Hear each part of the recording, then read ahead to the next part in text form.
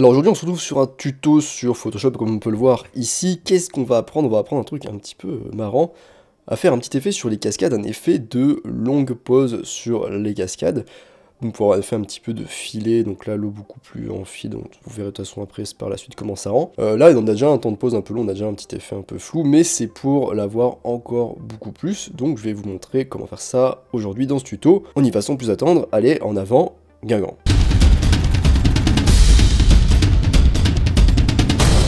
Avant de commencer, je vous rappelle qu'en description, vous pouvez retrouver ma formation gratuite sur les bases de la photo. Je vous invite à vous y inscrire si ce n'est pas déjà fait. Alors du coup, on se retrouve sur Photoshop. Alors d'abord, on va sélectionner de manière un petit peu grossière l'eau. Donc on va aller sur l'outil ici, lasso, comme ceci, et on va sélectionner du coup l'eau à peu près comme ça. D'ailleurs, si vous voulez, en description, je vous laisse aussi un lien pour aller télécharger du coup cette photo et pouvoir vous entraîner chez vous. Maintenant, vous allez faire un CTRL plus J, donc on va sélectionner ça, et vous allez renommer ce calque temps de pause long par exemple, pourquoi pas. Soyons fous, soyons des déglingos. Voilà, temps de pause long. Ensuite, vous allez bien le sélectionner, vous allez le convertir en objet dynamique. Maintenant, vous allez du coup sur l'onglet filtre, en haut, ici à droite. Vous allez aller sur galerie d'effets de flou et sur flou de tracé. Vous allez mettre ici la vitesse sur 0 et là, vous allez ajuster. Vous allez juste à cliquer comme ça, vous le mettez bien en haut. Là, vous le déplacez ici. Et là même, le point du milieu, vous pouvez tout à fait le bouger comme ça. Après vous allez en rajouter un autre, vous avez juste à appuyer comme ça, à maintenir le clic et à descendre. Et à relâcher, voilà, nickel. Et vous ajustez comme ça aussi. Et vous en faites par exemple un dernier ici, donc vous maintenez le clic gauche. Vous faites aller jusqu'en bas.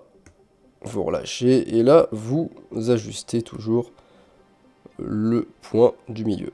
D'ailleurs on va rajouter aussi ici comme ça. Et ici comme ça. Donc on maintient, on clique gauche, on le maintient et on étire. Donc vous allez sélectionner les points de départ donc là-haut. Vous sélectionnez. Et sur vitesse, bon ils appellent ça point. Donc eux ils appellent ça point de fin, donc on peut dire que c'est le point de fin plutôt. Et vous allez le mettre à 0. Vous allez le prendre ici, vous allez le mettre à 0.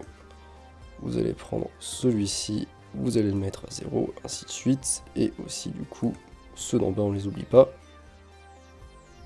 Et sans surprise, celui-ci on met à 0. Maintenant vous allez augmenter ici la vitesse. Vous allez la mettre par exemple à 300. Alors si on zoome un peu, on peut voir que sur cette photo, voilà, il y a du bruit. Donc du coup on va rajouter nous aussi un petit peu de bruit dans la zone là qu'on a modifiée. Là je zoome en faisant Alt et en roulant avec mon curseur qui est sur ma souris.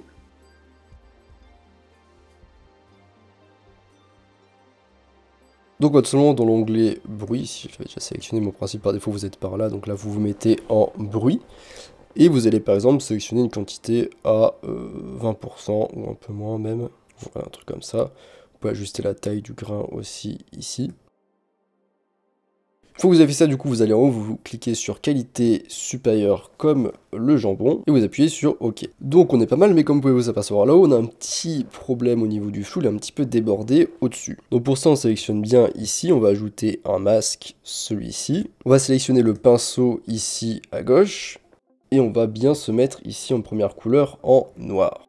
Au niveau de la brosse, ici en haut à gauche, on va se mettre sur un pinceau. Dans les pinceaux généraux, on va choisir arrondi flou, la dureté à 0, le flux à 100% et l'opacité à 100%. Là, on va prendre la petite loupe si on veut et on va zoomer un petit peu pour se rapprocher de tout ça.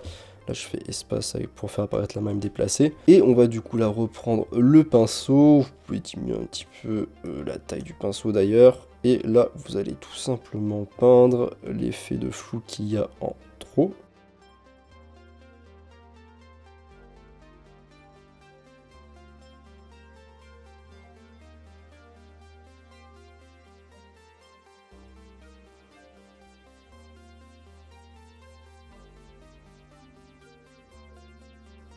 Donc après là on peut se remettre, donc on double-clique ici, on a l'image de nouveau normale. Alors ensuite on va ajouter une légère correction là sur le haut de la cascade. Donc on va rajouter un calque ici comme ça. On va faire clic droit dessus, créer un masque, décrétage. On va sélectionner l'outil tampon ici à gauche. On va sélectionner du coup ici le pinceau dans les pinceaux généraux l'arrondi flou. Ici 100%, 100% flux, 100% opacité. Et ici dans échantillonnage, attention on va bien mettre actif et inférieur. Donc c'est juste certaines zones qui sont un peu étranges. On va zoomer du coup dessus pour y voir un peu plus clair. On se met en outil tampon. On va réduire un petit peu la taille. Et on va donc maintenir Alt pour prendre ici. Et on va juste, voilà, affiner comme ça. Alors c'est une petite correction là, surtout ici. Vous pouvez le faire aussi à d'autres endroits si vous le souhaitez. Bon là je voyais que c'était surtout ici que ça faisait un truc pas terrible. Donc c'est juste une légère correction pour bien ramener ici le mouvement. On a une espèce de trou bizarre. Maintenant du coup là on peut double-cliquer sur la main pour réadapter la photo à l'écran. Et on va ajouter du coup un calque de réglage, luminosité et contraste. Donc voilà, on a notre calque qui apparaît ici. On va cliquer juste là, comme ceci en fait, pour que la petite flèche ici apparaisse. Et on va mettre la luminosité à 150, donc au max. Attendez, c'est pas fini.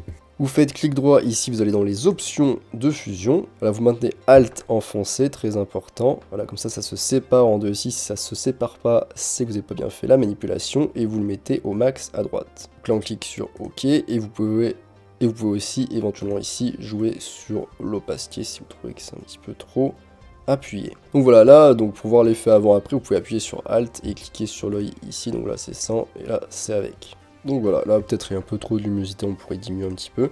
Mais vous avez compris en gros le principe, comment on fait. Après voilà, vous pouvez ajouter un petit peu l'outil tampon aussi ici pour un petit peu homogénéiser tout ça. Donc voilà, c'est tout pour ce tutoriel sur comment faire un effet de temps de pause long ici sur une cascade. J'espère que ça vous aura plu. Je vous rappelle qu'en description, vous pouvez retrouver une information gratuite sur les bases de la photo. Je vous invite à vous y inscrire si c'est pas déjà le cas. Donc je vous rappelle que vous pouvez télécharger en description le fichier si ça vous intéresse. Moi je vous laisse ici à vos petites manipulations sur Photoshop et je vous dis à bientôt sur les internets mondiaux.